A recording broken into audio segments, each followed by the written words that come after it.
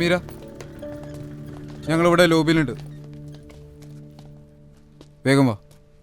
Okay. എന്തായി? അവള് പോരും. The man, hot new kingfisher countercurs.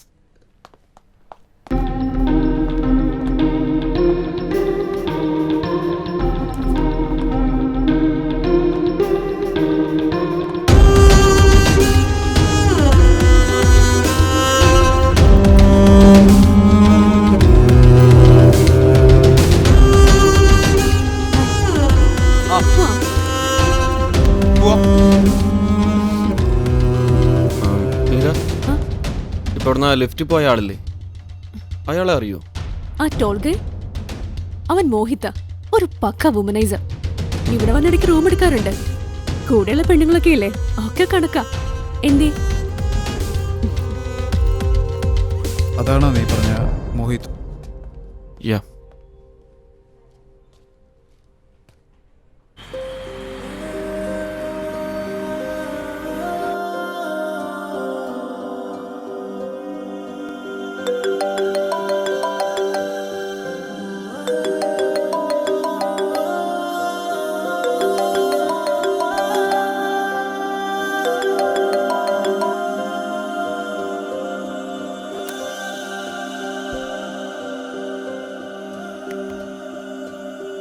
കിടക്കണില്ലേ? ചിലപ്പോ നീ ഉദ്ദേശിക്കുന്ന പോലെ ആയിരിക്കില്ല കാര്യങ്ങൾ. പറയാൻ നല്ല എളുപ്പാ, പക്ഷെ കണ്ട കാര്യം കണ്ടില്ലെന്ന് അടിക്കാൻ എന്നെ കൊണ്ട് പറ്റില്ല. നമ്മൾ ആഗ്രഹിക്കുന്ന പോലെ ആയിരിക്കണമെന്നില്ല എല്ലാവരും. അങ്ങനെയാണെങ്കിൽ ലൈഫിൽ എന്താണ് അർത്ഥമുള്ളത്? നല്ല ഫിലോസഫി, കേൾക്കാൻ നല്ല രസമുണ്ട്. സാം, എനിക്കൊരു ഹെൽപ്പ് ചെയ്യണം. നാളത്തേക്കൊരു ടിക്കറ്റ് ബുക്ക് ചെയ്യണം. I need to go.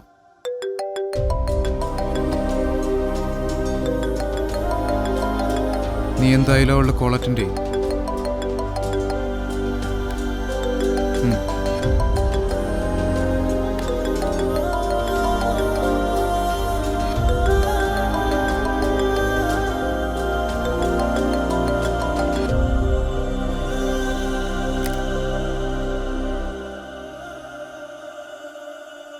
ഞാനൊരിക്കലും കരുതിയില്ല ആ കുട്ടിയെ റിതിയെന്ന്.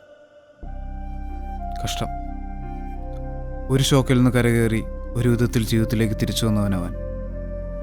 ഇപ്പോഴത്തെ പിന്നെ you know, life is A long distance journey. ഇന്നത്തെ കാലത്ത് ഇതൊക്കെ സാധാരണമാണ്. നല്ല സ്ത്രീകളെ സംശയിക്കേണ്ട കാര്യമില്ല സാം. ചീത്ത സ്ത്രീകളെ സംശയിച്ചിട്ടും കാര്യമില്ല. Finally what he decided? Is going. എങ്ങോട്ട്? ടു കേരള. പപ്പയും അമ്മയും കാണാൻ.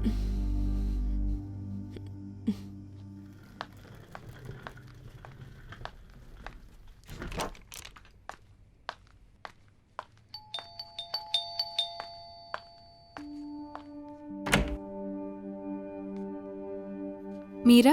Yeah. I'm Priti. Dennis? Please come.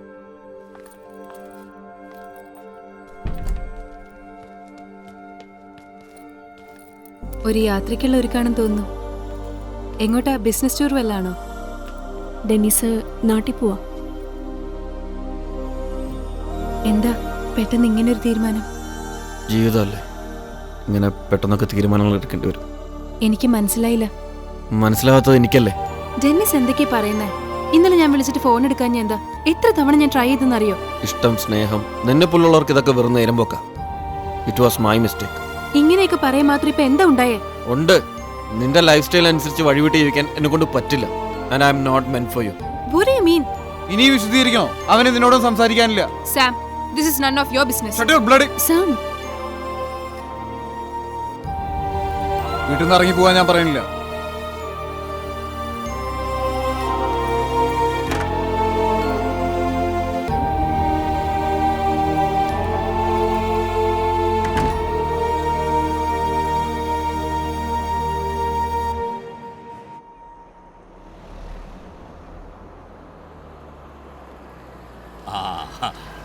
വന്നോ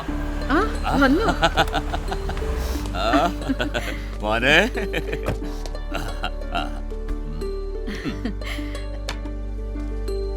എനിക്കെന്താ സുഖം. ഇങ്ങനെയൊക്കെ പോകുന്നു. പറ സമീരെ, എന്തൊക്കെയുണ്ട് വിശേഷം? ഒന്നും പറയണ്ട മമ്മി, നാട്ടിലെ സുഖമൊന്നും അവിടെ ഇല്ല. തിരക്ക് തന്നെയല്ലേ എല്ലായിടത്തും. എന്റെ പൊന്നു പപ്പ, ഇവനവിടെ കൂലിപ്പണിയാ. ആണോ? ഞാൻ നല്ല പൊസിഷനില്ല. പിന്നെ എന്ത് പണിയാൻ ചോദിക്കാം? അതെ, ഫസിയുടെ വാപ്പാടെ പൂത്ത കാശ് കണ്ടിട്ട് അവളെ കിട്ടി. ഇപ്പൊ അവളുടെ വാപ്പാടെ ടോർച്ചർ. അതിന് ലൈഫ് എന്ന് പറഞ്ഞ ഒരു അഡ്ജസ്റ്റ്മെന്റ് ആണല്ലോ അല്ലേ മമ്മി? ആണോടെ? ആ, അതെ അതെ. മതി മതി, നീ പെട്ടെന്ന് ചായ കുടിക്കും. പപ്പ ഞങ്ങളൊന്ന് പുറത്തു പോയിട്ട് വരാം. ഷാനവാസ് ഒന്ന് കാണും. ദാ, ഇപ്പോഴും ഷാനവാസിന് പഴയ വണ്ണമൊക്കെ ഉണ്ടോ? നിനക്ക് എന്താടി പെണ്ണേ? കുട്ടികൾ ചെറുപ്പത്തിൽ തടിച്ചിരിക്കുന്ന കരുതി അവരെന്നും അങ്ങനെ ആയിരിക്കും? ആണോ?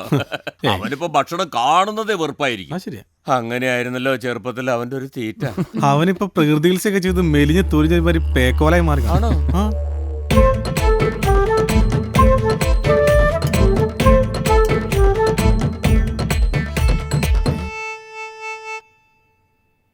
സമീറേ, ടെന്നീസേ,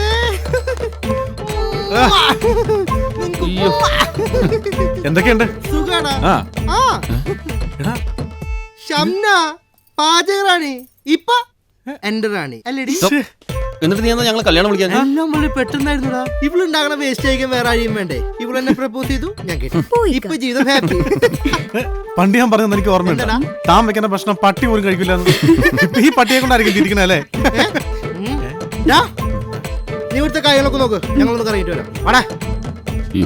ഇതെന്താ പെട്ടെന്ന് ചേഞ്ച് ഓവർ? ചുമ്മാ ആണോ? എന്നാ ശരി. ഇവിടുത്തെ ചിക്കൻ ഫ്രൈക്ക് ഒരു പ്രത്യേക ടേസ്റ്റാ. ഓ, തീറ്റക്കാരൻ വിട്. പണ്ട് നീ കോളേജിൽ ഫസിയുടെ പുറകെ മണപ്പിച്ച് കിടന്ന കാര്യമായിരിക്കുമ്പോഴേ ചിരിച്ച് ചിരിച്ച് ഭക്ഷണം മണ്ടേ കയറടാ. സത്യത്തിൽ നിന്റെ കത്തി അവൾ എങ്ങനെ തയ്ക്കണ കളിയാ? ഒരു വിധം. ഈ ചടച്ച കോമഡി പറയാൻ രണ്ടുപേർക്കും ഒരു നാണക്കെടൂലല്ലേ? എന്തിന്? ആടാ സാമ അളയാ, നല്ല സമയത്താ നീ വിളിച്ചത്. ഞാനും ടെന്നീസും നമ്മുടെ തടീൻ്റെ കൂടെ ഉണ്ട്. അവനോട് പറ ഒരു ഉഗ്രൻ കല്യാണ സദ്യക്കുള്ള സ്കോപ്പ് ഉണ്ടെന്ന്. അവസാനം ഞാനും മീരയും വിവാഹിതരാകും. പടച്ചോനെ, അങ്ങനെ നീയും പെട്ടല്ലേ? നീ ആ ഫോൺ ടെന്നീസിനൊന്നും കൊടുത്ത്. ആ, കൊടുക്കാം. ആ, എന്നാ ആ സാം, ആ ഡാ, മാരേജ് ഫിക്സ് ആയി അങ്ങനെ. Hey congrats. പിന്നെ ഹൃതി മീരയെ ഒന്ന് കണ്ടിരുന്നു. കാര്യങ്ങൾ നമ്മൾ കരുതിയ പോലെ ഒന്നുമല്ല. എനിക്ക് നിന്നോട് അല്പം സംസാരിക്കാനുണ്ട്. വേണ്ട സാം, എനിക്ക് കേൾക്കണ്ട. ഡെന്നീസ്, ഡെന്നീസ്,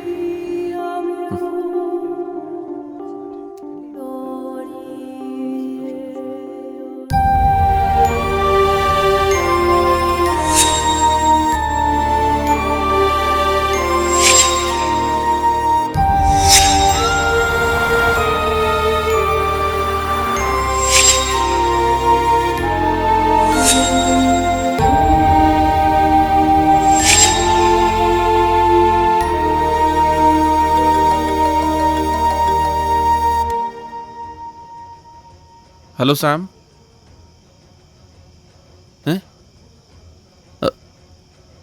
എടാ, ഞാൻ ന്യൂസ് കണ്ട് തിരിച്ചു വിളിക്കാം.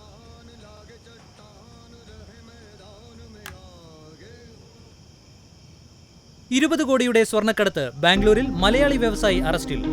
ബാംഗ്ലൂരിൽ വ്യാപകമായി കൊണ്ടിരിക്കുന്ന സ്വർണ്ണക്കടത്തിന്റെ അന്വേഷണത്തിന്റെ ഇടയിലാണ് MRV ഗ്രൂപ്പ് ഉടമസ്ഥനായ മോഹിത് രഞ്ജൻ വർമ്മയെ DRI അറസ്റ്റ് ചെയ്തത്.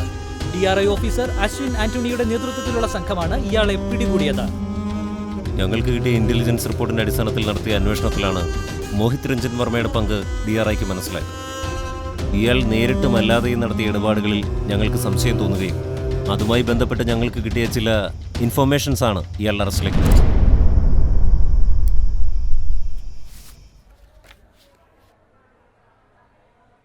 സാം നേരിട്ട് വന്ന് ക്ഷണിക്കാത്തതുകൊണ്ട് പരിഭവിക്കരുത്.